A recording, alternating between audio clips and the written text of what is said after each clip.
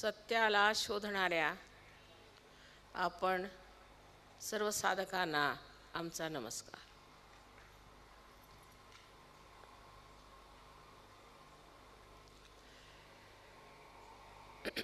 सत्य काय आहे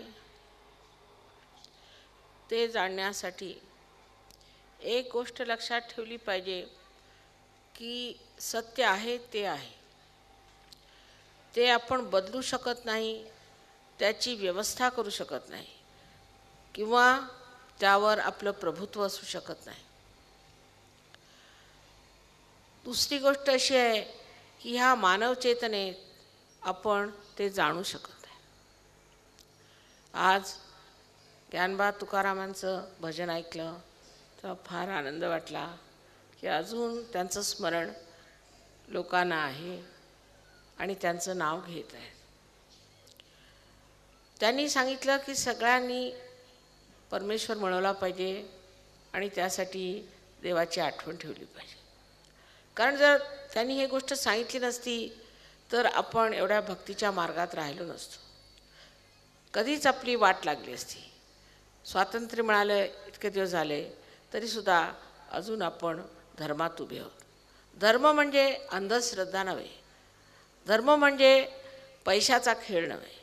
धर्मासाठी एवढं जाणलं पाहिजे की हे आपल्या अंगात बांधलेलं एक काहीतरी विशेष परमेश्वराने दिलेलं एक महान गुणाचं एक भंडार आहे. पण ते जागृत झाल्यावरसुद्धा आपल्याला धर्म समजत नाही. समजा आपण हिंदू असो, मुसलमान असो, ख्रिस्ती असो, कोणत्याही धर्माचे असतो तरी मनुष्य कोणतंही पाप करू शकतो. म्हणजे आश्चर्य वाटतं की हा मनुष्य स्वतःला धार्मिक बनवतो, देवळात जातो, घंटा वाजवतो, देवासमोर बसून इतके प्रवचन ऐकतो, सगळं काय आहे, आणि तरीहीसुद्धा हा मनुष्य असा पापकर्म कसे करतो म्हणून शंका येते. आणि मग लोक म्हणू लागतात की देवधर्म वगैरे सर्व खोटं आहे आणि ती गोष्ट खरी नाही. पण हे अशास्त्रीय बोलणं झालं. तुम्ही आधी ओळखून पहा परमेश्वर आहे की नाही, त्याचा आधी पत्ता लावला पाहिजे. जोपर्यंत तुम्ही पत्ता लावत नाही तेव्हा एवढं म्हणू शकता की परमेश्वर आहे किंवा नाही हे मला माहीत नाही. पण सगळ्यांनी हे सांगितलं आहे की तुम्ही आत्मसाक्षात्कार घेतला पाहिजे. जोपर्यंत तुम्ही आत्मसाक्षात्कार घेत नाही तोपर्यंत आपल्याला जी काही भ्रामिक कल्पना आहे देवाबद्दल ती नष्ट होणार नाही आणि आपला संबंध परमेश्वराशी झाला पाहिजे, जीवाशिवाचा संबंध झाला पाहिजे, असं प्रत्येक संतांनी सांगितलं. संतांचं कार्य अगाध आहे. विशेषतः महाराष्ट्रात इतकं त्यांनी कार्य केले, एवढी मेहनत घेतली आहे, अहोरात्र मेहनत घेतली आहे.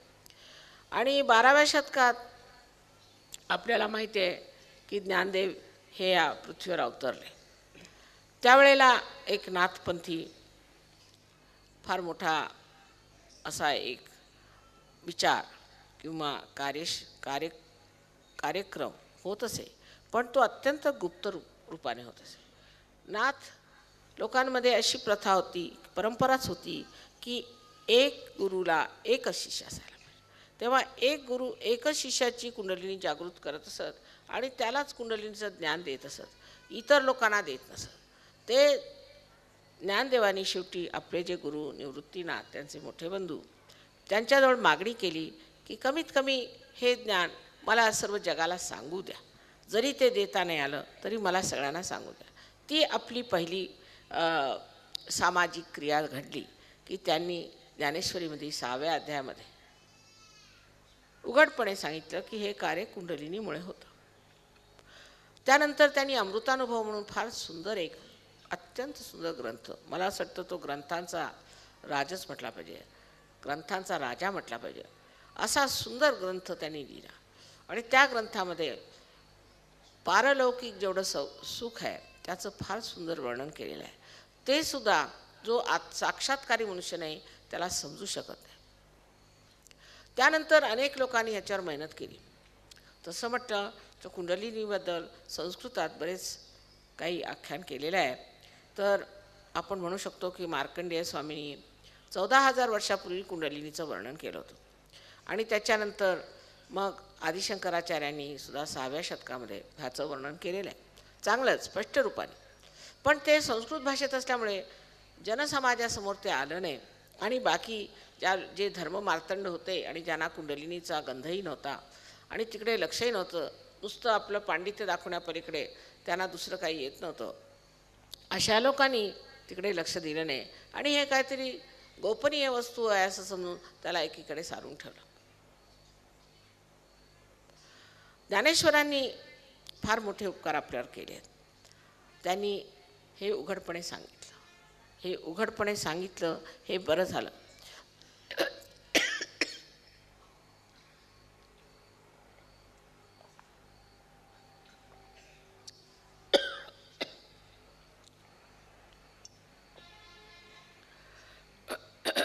त्याच्यानंतर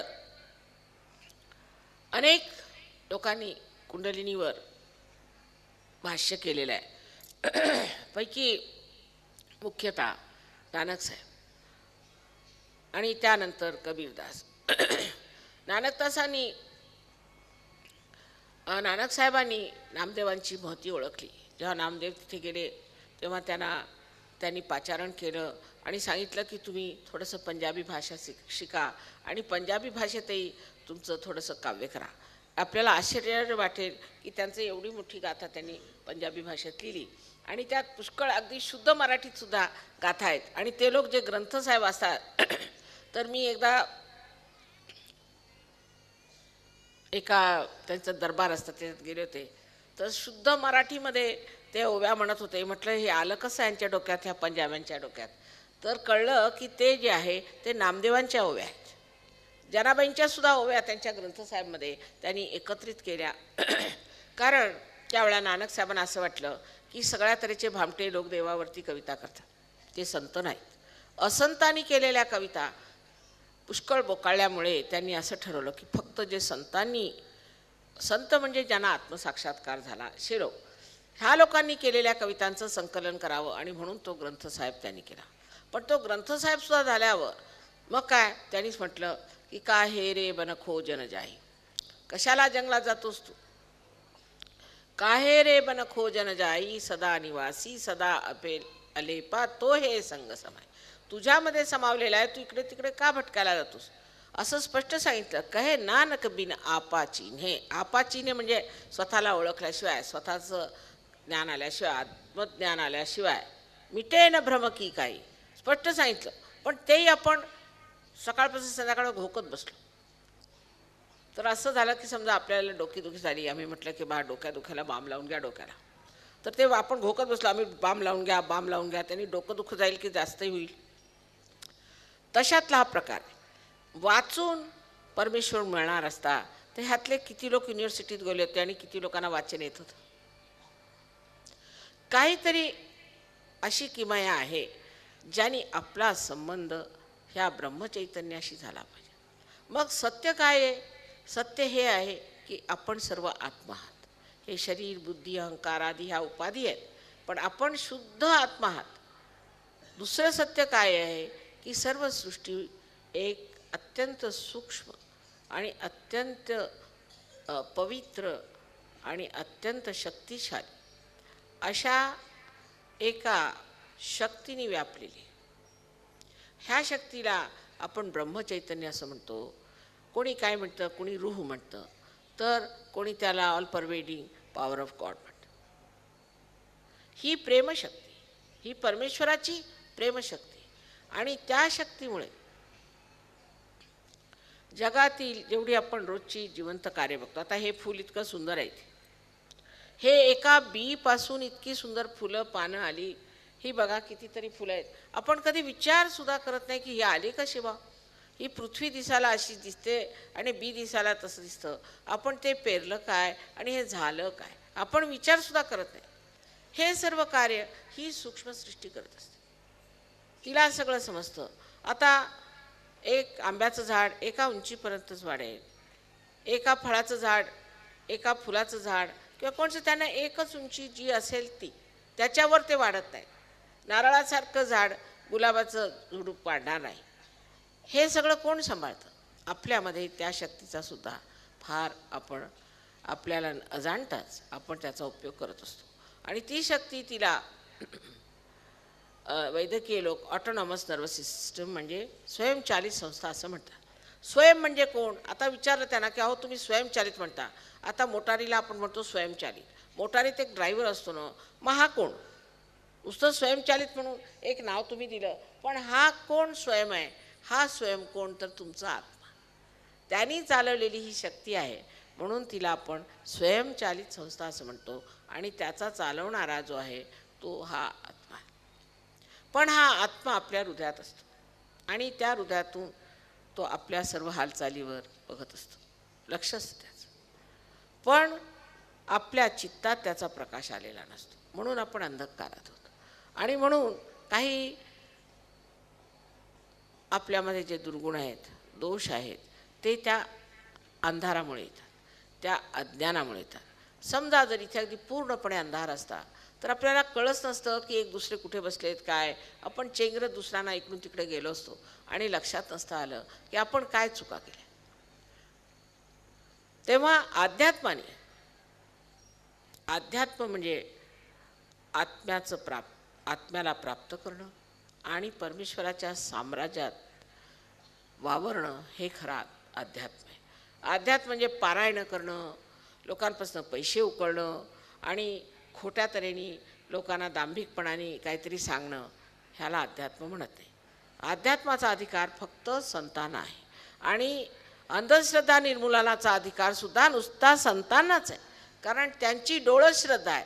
ज्यांची श्रद्धा डोळस नाही ते स्वतःच आंधळे असल्यामुळे ते काय अंधश्रद्धा निर्मूलन करणार. तेव्हा आपण लक्षात घेतलं पाहिजे की अध्यात्म म्हणजे परमेश्वराच्या साम्राज्यात उतरून मनसोक्त आनंदात पोहणे, ह्याला आपण अध्यात्म म्हणूया. जे आनंदाच्या सागरी, आनंदाच्या डोही जे म्हटलेलं आहे तो खरा अध्यात्म आहे. आणि त्या अध्यात्मामध्ये फक्त त्याची जाणीव, त्याचा आनंद आणि त्यात रममाण होणे हे आहे. त्याच्यावर विचार करू शकत नाही, त्या अनुभवाचा विचार करता येत नाही. आणि अनेक तरतरेने जरी ज्ञानेश्वरांनी एवढी मेहनत करून समजावलं तरी की हा अमृतानुभव आहे, तरीसुद्धा तो अनुभव आल्याशिवाय, ती चव मिळाल्याशिवाय त्याबद्दल सांगणं म्हणजे कठीण आहे. नंतर परमेश्वराने आपल्यामध्ये ही व्यवस्था उत्तम केलेली आहे आणि ही आपल्यात आहे हे आपल्याला अनेक वर्षापासून माहिती आहे. आणि जेव्हा कुंडलिनी जागृत होते तेव्हा आपल्याला बोध होतो. बोध म्हणजे काही भाषण नव्हे, बोध म्हणजे आपल्या ह्या नसांवर, आपल्या बोटातून आपल्याला हे परमचैतन्य जाणू लागतं. मग ह्या बोटांवर आपल्याला कळू लागतं, जसा कॉम्प्युटर असतो तसं आपल्या यंत्रासारखं आपल्याला कळू लागतं या बोटांवरनं की आपली कोणची चक्र धरली आहेत बा, दुसऱ्यांची कोणची चक्र धरली आहेत. हे जे 6 सूक्ष्मचक्रे आहेत ती आपल्या हाताला लागतातच, पण 7वं चक्र आहे ते सुद्धा व्यवस्थित आपल्या हाताला लागतं. मग ह्या माणसाला किंवा आपल्याला कोणता त्रास आहे तो आपण असं समजू शकतो. आणि ते समजल्यावर जर आपल्याला हे माहीत असलं की हे नीट कसं करायचं, तर आपली प्रकृतीसुद्धा ठीक होऊ शकते आणि दुसऱ्यांची आपण प्रकृती ठीक करू शकतो. म्हणजे एवढे आपण शक्तिशाली आहोत. परमेश्वराने आपल्याला फार शक्तिशाली निर्माण केलेला आहे. फक्त हा संबंध परमेश्वराशी झाला पाहिजे. नामस्मरणाने एवढं मात्र होतं की लक्ष परमेश्वराकडे असतं. पण जे ते अतिशयतेत गेलं तर मग ते कर्मकांड होऊन बसलं. सकाळी उठले, पूजेला पाटावर बसले, बायकोवर ओरडले, इकडे ओरड तिकडे ओरड, मग 2-4 फुलं वाहिली इकडे देवाला, तिकडे त्याच्यावर ओरडले, त्याच्यावर, हे काही नाही. जर परमेश्वराचं नाव घ्यायचं असलं तर एकदा घेतलं तरी पुष्कळ, कारण ते परमेश्वर आहेत. पण अनेकदा त्यांचं नाव घेणं आणि नुसती त्याची, मला असं कळलं की इथे 1.25 लाख नावं घेतात. अहो 1.25 लाख कशाला पाहिजे? एकदा परमेश्वराचं नाव घेतलं तर झालं. पण जसा टेलिफोनला कनेक्शन नसलं आणि तुम्ही 1.25 लाखदा फिरवा नाही तर 3 लाख फिरवा, तुमचा काय संबंध होणार आहे? म्हणून सरळ एक साधी गोष्ट आहे की आपला संबंध परमेश्वराशी झाला पाहिजे. साधू संतांनी एवढ्यासाठी सांगितलं की आपण देवापासून दूर गेलं नाही पाहिजे. म्हणून देवाची आठवण ठेवण्यासाठी त्यांनी सांगितलं की देवाचं नाव घेतलं पाहिजे, देवाकडे लक्ष ठेवलं पाहिजे. पण त्यांना काय माहिती की मनुष्य कसा आहे. खरोखर मला असं वाटतं की संतांना देवाची काही माहितीच नाही.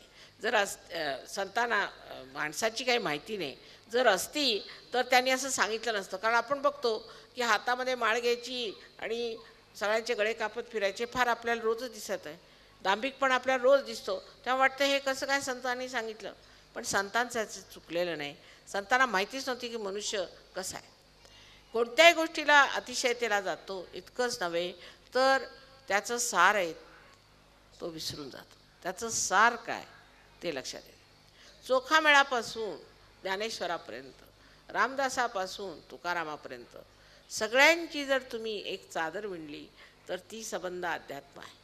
आता अशा अध्यात्माचं वर्णन कुणी करा. आज मला इतका आनंद झाला की आपण इतक्या उत्साहाने आणि अगत्याने ह्या समारंभ घडवून आणला. मी एक आई आहे आणि आईच्या दृष्टीने जे काही असेल ते म्हणजे सांगायचं असं की ही तुमची कुंडलिनीसुद्धा तुमची एक आई आहे. आई म्हणजे तुमची स्वतःची व्यक्तिगत एक आई आहे. प्रत्येकाची आई वेगळी नसते. एका आईला 10 मुलंसुद्धा असतात. पण ही तुमची आई आहे, फक्त तुमची. आणि हिनी सगळं काही तुमच्याबद्दल हिच्यात नमूद आहे. तिला माहिती आहे की तुम्ही कोण आहात, कुठून आलात, तुमचे पूर्वजन्म काय, तुम्हाला पुढे काय पाहिजे, तिला सगळी माहिती आहे. आणि आज ती अगदी आतुर आहे, उत्कंठित आहे की तुम्हाला हा पुनर्जन्म द्यायचा. ती तुम्हाला पुनर्जन्म देणार आहे. माझं ह्याच्यात काही देणं घेणं लागत नाही. आता तुम्ही बघितले इथे इतक्या ह्या मेणबत्त्या आहेत. एक मेणबत्तीपासून दुसरी मेणबत्ती पेटते, त्यात हिचं देणं घेणं काय लागतं. तेव्हा हे आपल्यामध्ये जी कुंडलिनी आहे तिचं जागरण करून घेतलं पाहिजे. आता ही तुमचीच आहे. तुझं आहे तुझं पाशी ते काय, ती सत्ता कोणची, ती संपदा कोणची, ती तुमच्याजवळ आहे. ती फक्त एकदा ही कुंडलिनी जागृत झाली की मग ती ब्रह्मरंध्र छेदून जेव्हा ह्या सर्व शक्तिमान ब्रह्मचैतन्याशी एकाकारिता साधते त्यालाच योग म्हटला पाहिजे. बाकीचे नुसते योगाच्या पायऱ्या आहेत. आज त्या पायऱ्यांची गरज नाही. माझं जर काही कार्य असेल तर ते हेच की मी ह्या सर्व उलाढाली न करताना, कारण आजकाल लोकांना वेळ कुठे आहे, म्हणून आधी कळस मगा पाया अशा रीतीची मी व्यवस्था केली आहे की आधी कुंडलिनी जागृत करून द्या. आधी तुम्हाला मी लेक्चर दिलं हे नका करू ते नका करू ते काहीच पटणार नाही.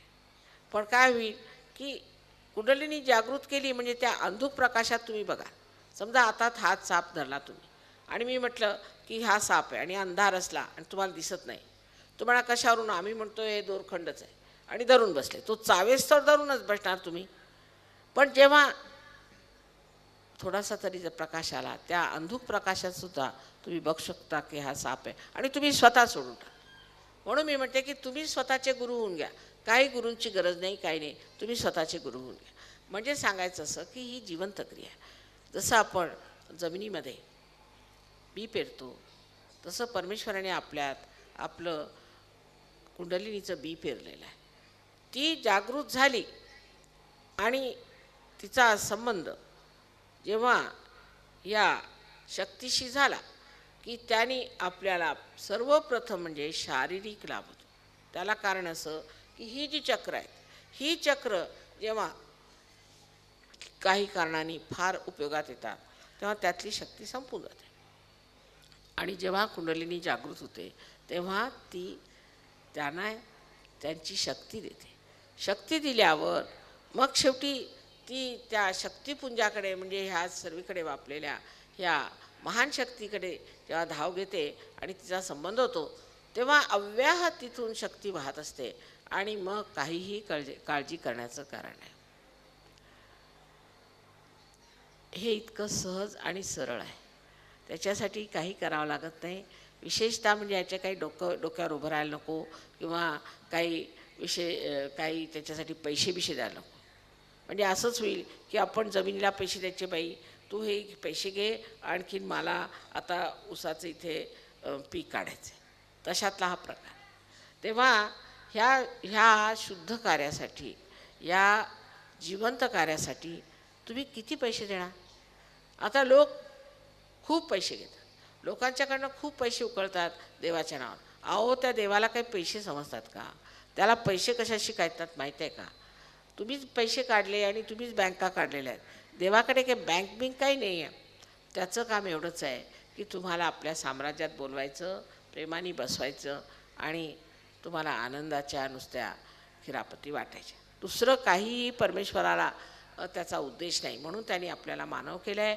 आता थोडंसंच पुढे जायचं आहे. तो प्रवास फार लहानसा आहे आणि हा संबंध प्रेमाचा प्रभाव आहे. सगळं प्रेमाचं कार्य आहे. ह्याच्यामध्ये कोणत्याही प्रकारचं व्यवहार नाही किंवा कोणत्याही प्रकारचा व्यापार करता येत. हा प्रेम आहे. आईच्या प्रेमाचा व्यापार कुणी केलेला ऐकला आहे का? तशातलाच प्रकार आहे. तेव्हा ही तुमची आई तुमच्यामध्ये स्थित आहे आणि ती तुम्हाला जागृती देते. आता ह्यावर पुष्कळ लोकांचं असं म्हणणं आहे की मेडिकलमध्ये कुंडलिनीचं नाव नाही. आज नाही तर उद्या येणारच आणि झालंच आहे असं. हळूहळू परदेशामध्ये विशेषतः रशियामध्ये लोकांनी लक्षात घेतलं. शहाणे लोक फार शहाणे आहेत. आपल्या इथल्या लोकांसारखे नाही की अर्धवट तिकडे अर्धवट तिकडे. न धड यांना त्या स्थितीला पोचलेत, न धड आपल्या भारतीय परिस्थितीत आहेत. तर ह्या लोकांना असं वाटतं की ते लोक अगदी स्वर्गात बसलेत. तशातली मुळीच गोष्ट नाही. त्यांनी जे काही एकांगीपणाने आपल्या सायन्सला वाढवलं आणि भौतिक प्रगती केली त्याचे त्यांना इतके त्रास आहेत की आपण त्यांच्यापेक्षा फार सुखी आहोत. आपल्याला माहितीच नाही की त्यांना केवढे त्रास आहेत आणि केवढे भयग्रस्त आहेत ते. कारण काय आहे की सायन्स हे एकांगी आहे. सायन्सला जोपर्यंत अध्यात्माचा पाया मिळणार नाही तोपर्यंत ते एकांकी स्वरूपाचं जे काही तुमचं भवितव्य आहे ते नाशवान आहे आणि ते सर्वांना नष्ट करेल आणि लोक नष्ट होत आहेत. आपल्याला आश्चर्य वाटेल की अमेरिकासारख्या देशामध्ये 65% लोक भयंकर घाणेरड्या आजाराने ग्रासलेले आहेत. त्यांचा काहीही इलाज त्यांना मिळत नाही. कसं करायचं ते समजत नाही. आणि हे 65% लोक आहेत. त्याशिवाय जे बाकीचे लोक आहेत त्यांना ही भीती बसली की आम्हालाही हा रोग लागेल आणि तिथे नाना प्रकारचे इतके विक्षिप्त रोग आहेत की त्या रोगांचं काही निदान लागलेलं नाही आणि ते कसं ठीक होईल हेही त्यांना समजत नाही. रोगाचीच गोष्ट नाही आहे. तसंच मारामारी खूप अगदी. जर तुम्ही न्यूयॉर्कला गेले तर हातात सोन्याच्या बांगड्या वगैरे काही घालू शकत नाही, मंगळसूत्र राहू शकत नाही, सगळं ओढून घेते. इतके तिथे म्हणजे हिंसाचाराचे प्रकार फार जास्त आहेत. आणि त्या हिंसाचारामध्ये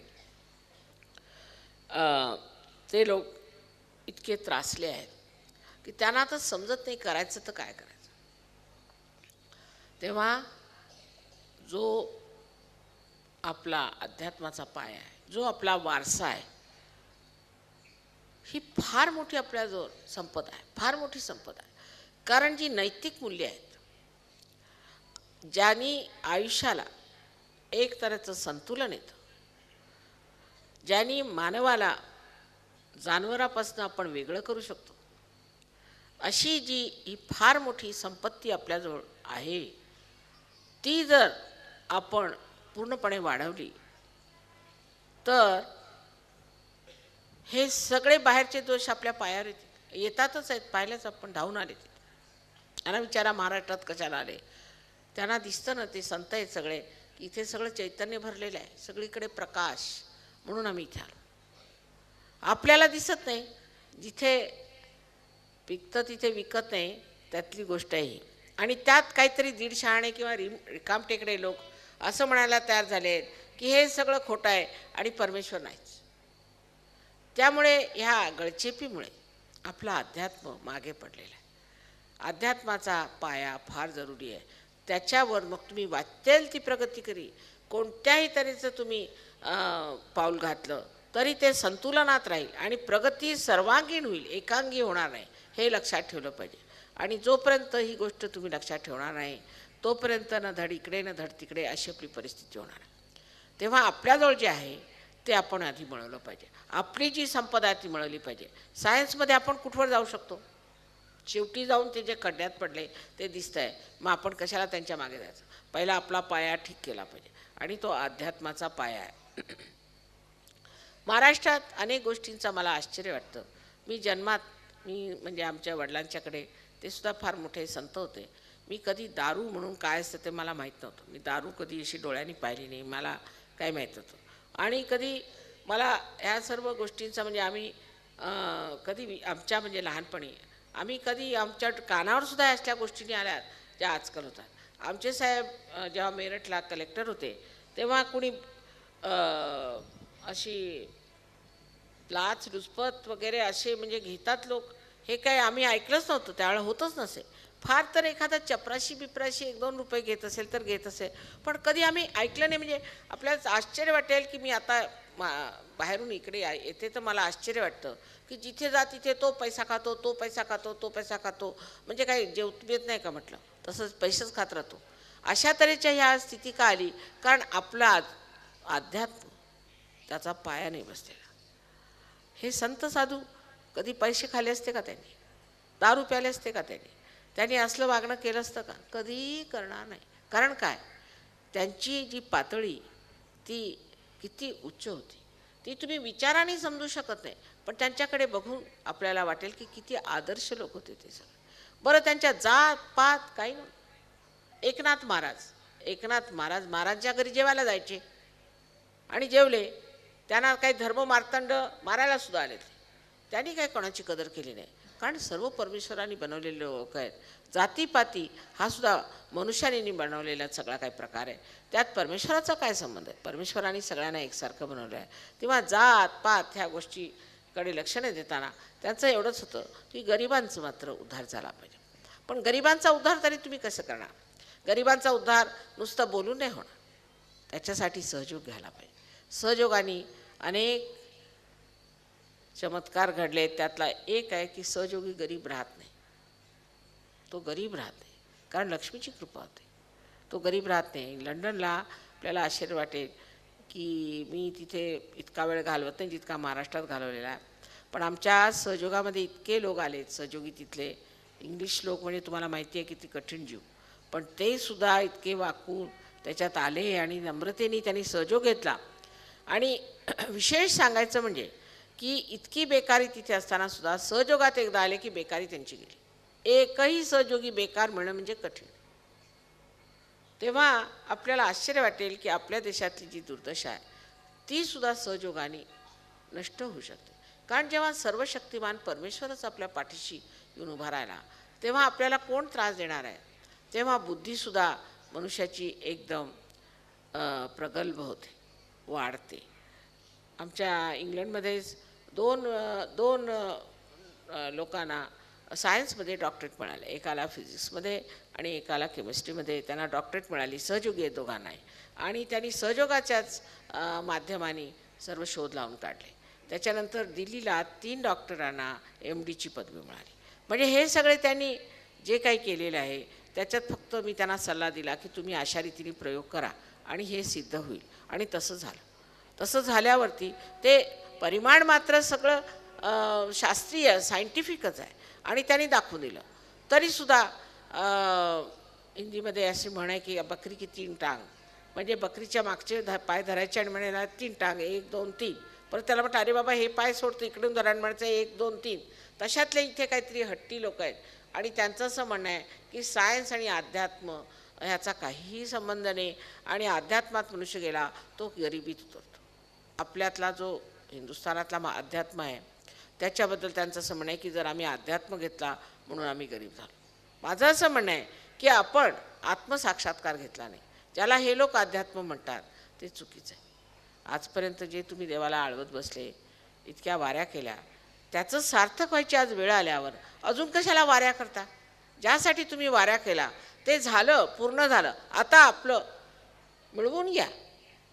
तर त्यावर त्यांचं म्हणणं आहे नाही आमचा कर्मभोग आहे. हे कोणी सांगितलं तुम्हाला? एक आमचे गुरु आहेत त्यांच्यातला तुमचा कर्मभोग आहे. मग तुम्ही म्हटलं गुरुला कशाला ठेवलं? त्याला म्हणा आमचा कर्मभोग काढ, मी आई आहे. असा जर गुरु आहे जो तुम्हाला कर्मभोगाच्या गोष्टी सांगतो तर त्याला म्हणावं की बाबा तू मग आमचा गुरु कशाला आहेस? तुझा काय फायदा आम्हाला? निदान आमची प्रकृती ठीक ठेव, तेही ठेवता आलं नाही तर अशा गुरुला ठेवून तुम्ही काय करणार? तर असे पुष्कळसे लोक आपल्या देशात बोकाळे आहेत. तर एकीकडे असे लोक की जे विज्ञानाच्या नावावरती उड्या मारत आहेत आणि दुसरीकडे लोक असे आहेत की जे धर्मभोळे आणि साध्या लोकांना लुटून त्यांना धर्माच्या गोष्टी सांगत आहेत. त्याच्या मधोमध सहयोग हे सत्यावर वधारले. सत्य ह्याच्यामध्ये तुम्हाला सत्याचा अनुभव आहे. तुम्ही स्वतःच सांगाल की माताजी आमच्या हातामध्ये चैतन्य लहरी आल्या, तुम्ही स्वतः सांगाल की माताजी आमच्या ब्रह्मरंध्रातनं थंड हवा आली, आणि तुम्ही स्वतः सांगाल की माझी तब्येत ठीक झाली माताजी, आमच्या घरात सगळं ठीक झालं, मुले नीट वागू लागली, सगळं काही तुम्ही सांगाल. तुम्ही स्वतःचं सर्टिफिकेट द्यायचं आहे, मी त्यात बोलणार नाही. आणि आम्हाला आश्चर्य वाटतं की इतकी मोठी गोष्ट आपल्याला मिळाली असून आता त्या रशियामध्ये 16,000 माणसं येतात आणि 400 डॉक्टर सहयोग करत आहेत, आणि 200 सायंटिस्ट ज्यांनी स्पुटनिकचा पत्ता लावला तो सुद्धा येऊन तुमच्या आईजवळ बसतात आणि सहयोगाबद्दल विचारतात. आता हे निवडक 56 देशातले लोक इथे आलेले आहेत. हे काय सगळे मूर्ख आहेत? हे एवढे इथे मोठमोठाले साधू लोक येतात, आणखीन ज्यांनी खूप पैसे कमवलेत बाहेर, त्यांचे शिष्य, ते कधी आले का तुमच्या खेडेगावी? ते कधी फिरले का तुमच्याशी भेटले का?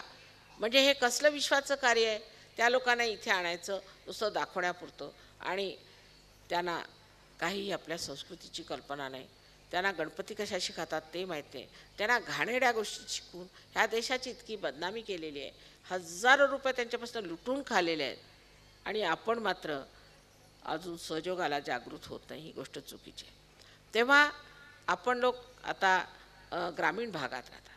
ग्रामीण भागामध्ये आत्तापर्यंत आपल्याला भजन म्हणणे किंवा देवाला आरती करणे, पूजा करणे वगैरे हे सगळं माहिती आहे. पण ह्याच्या पुढची पायरी हवी ना. दूधपदाला पुचायचं असलं त्या लोकांनी एवढं लक्षात ठेवलं पाहिजे की जे काही खोटं आहे ते आम्ही वर्ज्य करणार, त्यात आम्ही वाईट वाटून घेणार नाही. आता इतक्या दिवसापासून आम्ही करत आलो, पण इतक्या दिवसापासून चुका झाल्या, त्यांनी काय फायदा होणार? तुमच्या वाडवडिलांनी हे केलं आणि तुम्ही हे केलेलं आहे, तेव्हा हे सोडलं पाहिजे.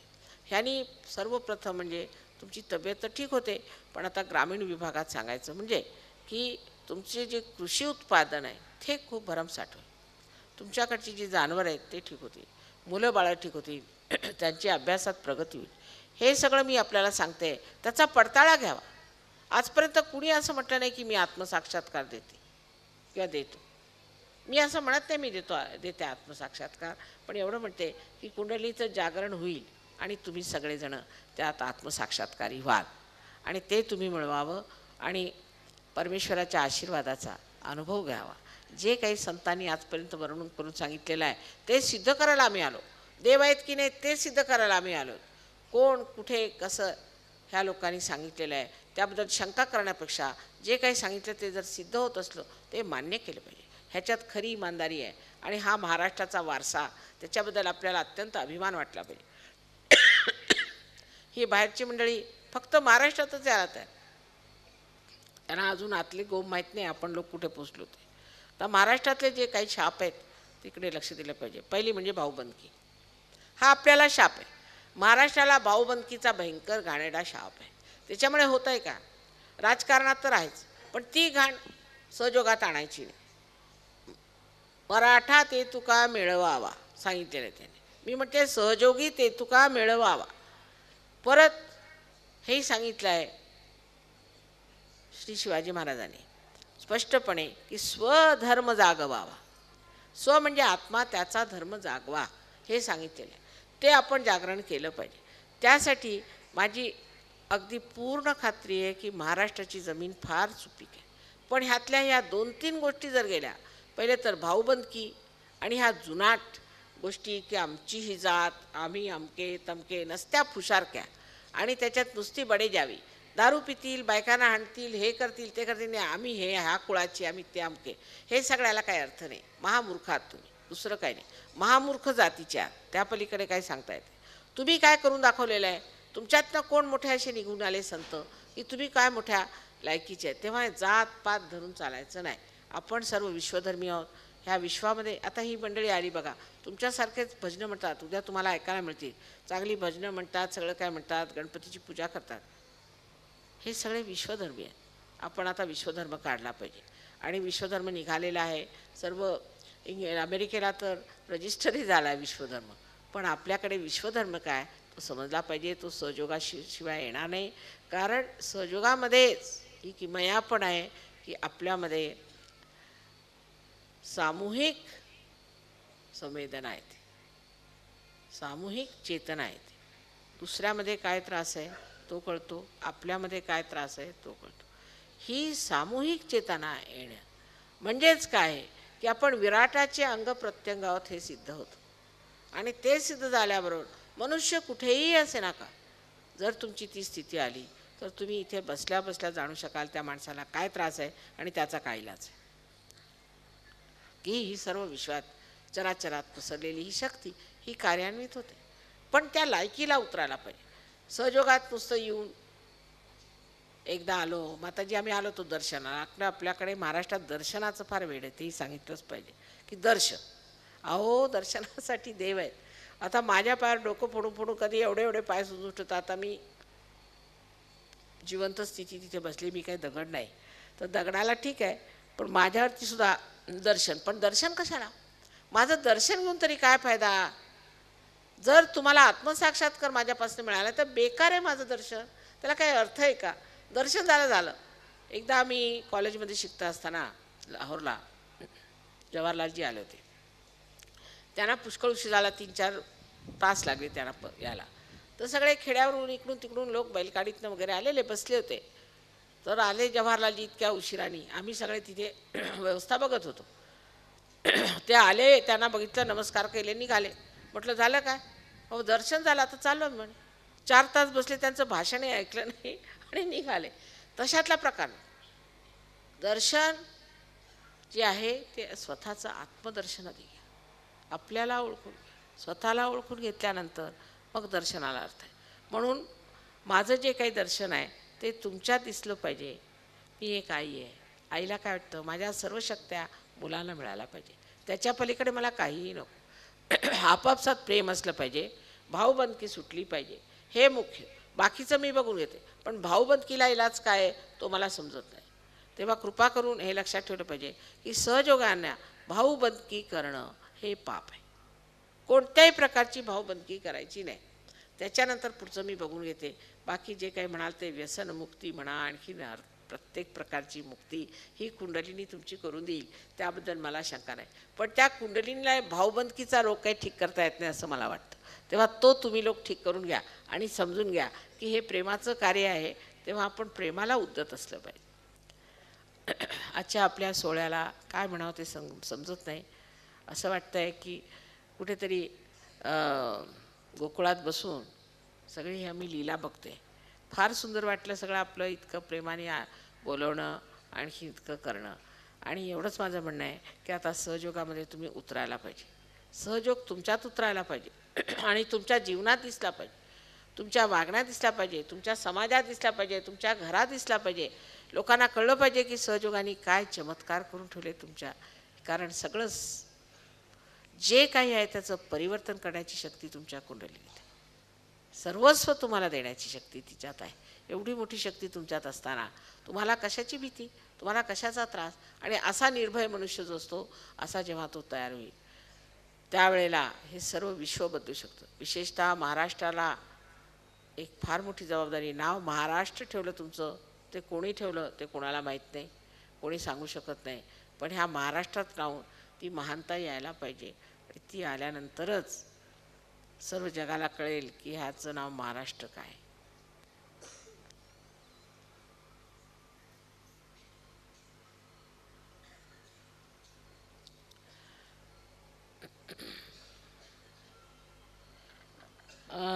जर आपण म्हणाल तर ह्याच्यानंतर जागृतीचा कार्यक्रम आपण 10-15 मिनटं करूया, त्याच्यापेक्षा जास्त वेळ लागणार नाही. पण सांगायचं असं की ही जागृती जी आहे ती तुमच्या कुंडलिनीची सहज घडते, पण त्यासाठी तुमच्यावर जबरदस्ती करता येत नाही मला. कारण तुमचं जे स्वातंत्र्य आहे त्याची मान्यता मला आहे. तुमच्या स्वतंत्रतेतच तुम्ही म्हटलं पाहिजे की माझी जागृती झाली पाहिजे. त्याच्यावर जबरदस्ती करता येत नाही, दडपशाही करता येत नाही. कोणत्याही तऱ्हेने ती कुंडलिनी उठणारच नाही जोपर्यंत तुमच्या मनामध्ये त्याची शुद्ध इच्छा नसणार. कारण कुंडलिनी ही शक्ती शुद्ध इच्छेची आहे. तेव्हा ही शुद्ध इच्छा आपल्यामध्ये बाळगून आपण जर बसलात की माताजी आम्हाला आज आत्मसाक्षात्कार हवा, की ही गोष्ट तात्काळ तत्क्षण होऊ शकते, आणि म्हणून कृपा करून लक्षात ठेवलं पाहिजे की ह्याच्यावर जोड जबरदस्ती मी करू शकत नाही. कारण शेवटी तुम्ही इतके समर्थ होता की पूर्णपणे स्वतंत्र होऊन जाता. म्हणून ही जी स्वतंत्रता परमेश्वराने तुम्हाला दिलेली आहे मानवतेत, ती मी पूर्णपणे मान्य करते. आणि त्या स्वतंत्रतेला मान्यता देऊन ज्यांना असं वाटत असेल की आम्हाला जागृती नको, त्यांनी इथून बाहेर जावं ते बरं. दुसऱ्यांना बघायची भूमिका करायला इथे बसू नये. कृपा करून आपण ज्यांना हे मान्य नसेल त्यांनी बाहेर जावं. पण एकदा जागृती झाल्यानंतर मग जे सत्य आहे तेच मी धरीन, दुसरं धरणार नाही. आणि ह्या अध्यात्माच्या उच्च शिखराला मी जाऊन पोचीन अशी मनामध्ये महत्त्वाकांक्षा बाळगली पाहिजे. त्यापेक्षा आणखीन दुसरं काय मिळवायचं आहे, सगळं त्रिभुवनच त्याच्यात समावलेलं आहे. तेव्हा कृपा करून ह्यानंतर मी सहयोगामध्ये गहनात उतरून स्वतःची पूर्ण प्रगती करून घेईन आणि सर्व महाराष्ट्रात इतकंच नव्हे पण सर्व जगामध्ये एक आदर्श सहयोगी म्हणून मी वावरेन असा मनामध्ये निश्चय ठेवा. प्रत्येक मनुष्य तो सुशिक्षित असो वा नसो, कोणीही गोरा कुंभार किंवा नामदेव किंवा कोणीही शाळेत गेले नव्हते, कॉलेजमध्ये गेले नव्हते, युनिव्हर्सिटीत गेले नव्हते, काही नाही, कोणी नाही, तरीसुद्धा काय चमत्कार करून ठेवले त्यांनी की आजपर्यंत तुम्ही लोक त्यांची स्तुती गाता. तेव्हा अशीच कार्य करा की ज्यांनी जगामध्ये नाव होईल आणि आपल्याबद्दल लोक म्हणतील की किती मोठे हे साधक आहेत, किती शक्तिशाली आहेत. आणि एक एक माणूससुद्धा हजारो माणसांना जागृती देऊ शकतो, हजारो लोकांचं आयुष्य सुधारू शकतो. ही आपल्यामध्ये शक्ती आहे. तेव्हा आपलं स्वातंत्र्य मी मानते आणि त्या स्वातंत्र्यात आपण बसलेले आहे. तेव्हा एक आणखीन विनंती आहे की डोक्याच्या टोप्या काढाव्यात, कारण आईसमोर आपण काही टोपी बिपी घालून बसत नाही. मी काही गुरुबिरू नाही आहे, मी एक आई आहे आणि आईचा नेहमी हात आपल्या डोक्यावर येतो. आपल्याला माहिती आहे आईकडे गेलं की आई काय आहे ते मला आपल्याला सांगायला नको, ते आपल्याला माहिती आहे. फक्त एवढं लक्षात ठेवलं पाहिजे की हे सगळं प्रेमाचं कार्य आहे. तेव्हा इतकंच नव्हे की मी दुसऱ्यांच्यावरती प्रेमाने आपला वरदहस्त ठेवीन असं म्हणण्यापेक्षा मी मला स्वतःलासुद्धा प्रेम करेन. माझ्याबद्दलसुद्धा ज्या माझ्या गैरकल्पना त्या मी काढून टाकेन. म्हणजे असं की आता लोक कुणाकडे गेला, अरे बाबा तू हे पाप कर्म केलं, असंही तू पापी अमकं तमकं शिकवतात, ते सगळं साप झूट. काय मानायचं? तू इतके उपास कर, इतके रुपये मला दे म्हणजे तुझे पापकर्म सुटतील वगैरे, हे सगळं साप झूट. अहो तुम्ही मानव आहात, मानव जर चुका करणार नाही काय परमेश्वर करणार आहे चुका? हे असं सांगून सांगून सांगून सांगून तुमचं हे डावीकडचं जे विशुद्धी चक्र आहे ते धरलं आहे. त्यात आणखी तंबाखूची भर आहे. म्हणजे हे चक्र धरलं की म्हणजे कुंडलीने चढायलाच नको. पण जरी तंबाखू पित असले तरी चढून जाईल. पण जर तुम्ही असा विचार केला की माझं हे चुकलं, मी हे काम करतो, असेल काही वाईट सवयी असतील, काय हरकत नाही, सगळ्यांना क्षमा करा, सगळं मागचं विसरून जा, जे काही असेल ते विसरून जायचं. ह्यावेळेला आईसमोर बसले तर आईला काय सगळी मुलं सारखी आहेत, काही केलं तरी तिला काय, तिच्या प्रेमाला काही हे असतं का, बंधन असतं का कशाचं? म्हणून असं समजून काहीही तुमचं चुकलेलं नाही, काहीही तुमचे दोष नाहीत. आणि परमेश्वर हा आनंदाचा सागर आहेच, ज्ञानाचा सागर आहेच, पण सर्वात मुख्य म्हणजे क्षमेचा सागर आहे.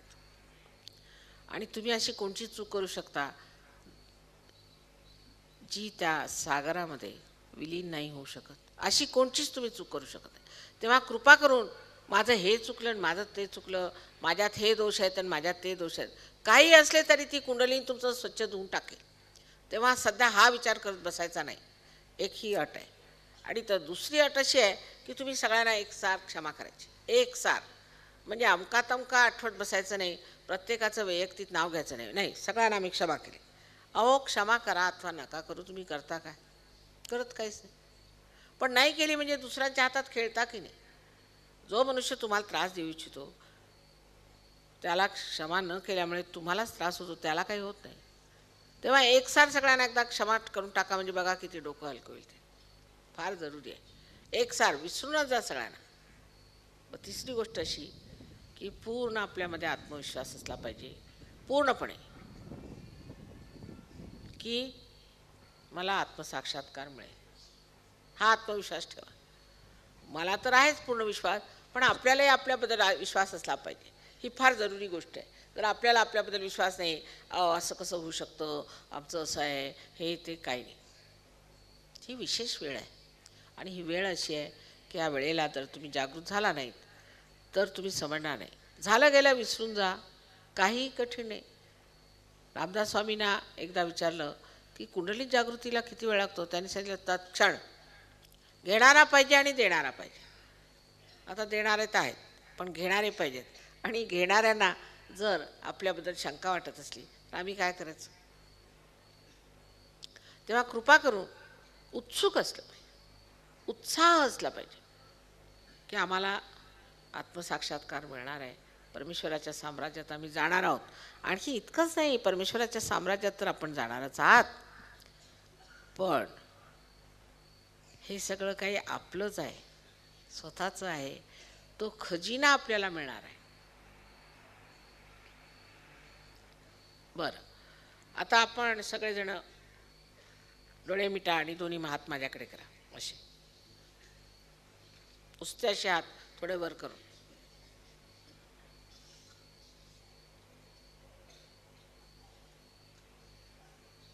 डोळे मिटून घ्या.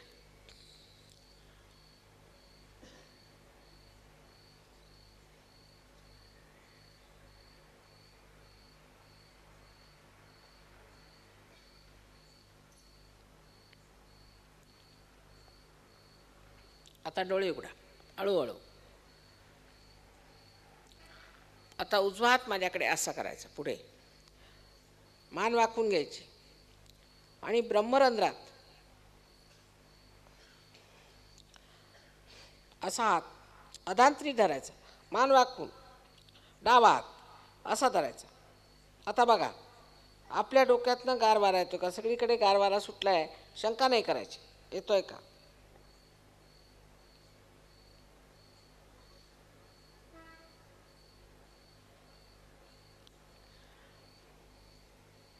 आता डावा हात माझ्याकडे करा. परत मान खाली वाकवायची.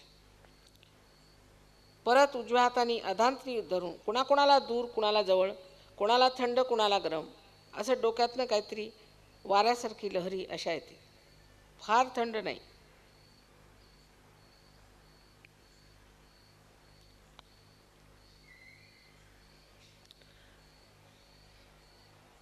परत उजवा हात माझ्याकडे आणि डावा हात. परत बघा डाव्या हात.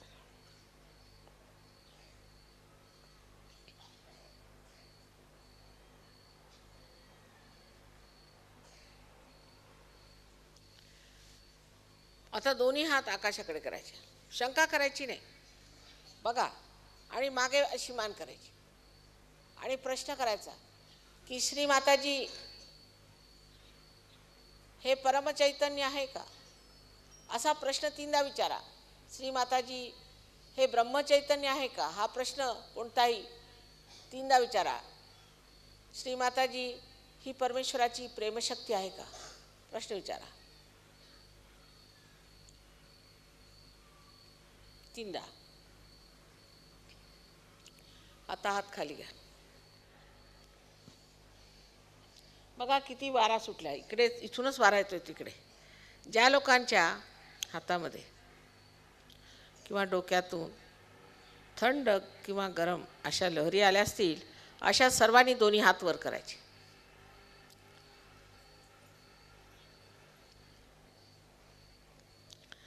वा, त्या अशोकाला सुद्धा वाटलं असेल की अशोकनगर म्हणजे किती आध्यात्मिक आहे. सगळ्यांना माझा नमस्कार.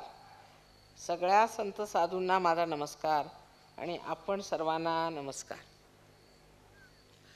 आता माझ्याकडे बघून निर्विचार व्हा. विचार नाही करायचा.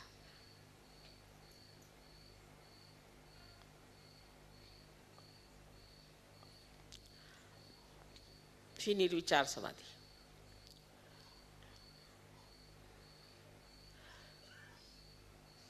सहयोग